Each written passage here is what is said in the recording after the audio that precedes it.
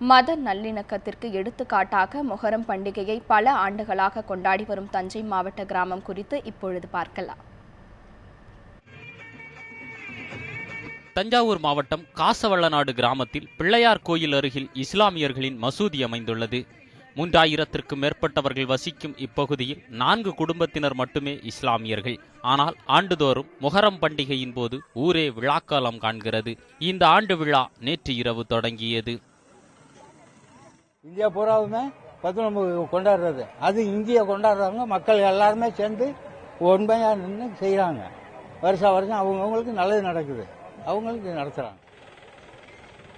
ஊர் முழுக்க வண்ண மின் விளக்குகள், அலங்கார வளைவுகள், வெளியூரில் இருக்கும் உறவினர்களின் வருகை, இளசுகளின் கொண்டாட்டம் என விழா களை கட்டுகிறது.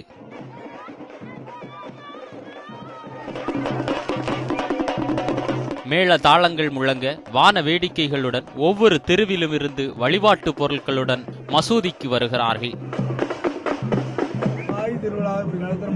இந்து கோயில்களைப் போல் தீபாராதனை காட்டி விபூதி, பானகம் பிரசாதமாக வழங்கப்படுகிறது.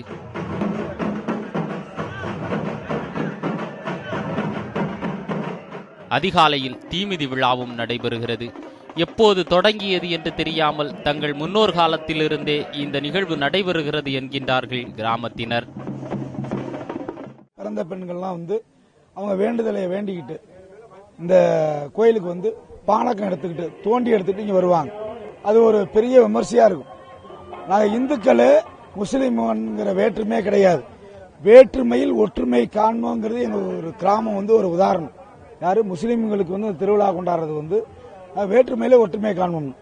ஆனா 4 அரசை வச்சிருக்கோமே தவிர கிராமத்தை பூரா வழி நடத்துறது முக்கரை நாங்கள் நடத்துவோம். எந்த பிரச்சனையா இருந்தாலும் எங்களுக்குள்ள அது முடிஞ்சிடும்.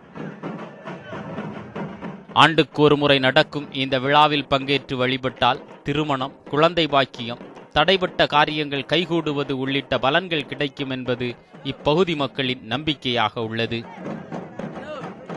மதங்கள் கடந்து மனங்கள் கலந்து கொண்டாடி மகிழத்தான் விழாக்கள் என்பதை காசவள்ளநாடு புதூர் மக்கள் உணர்த்தியிருக்கிறார்கள்.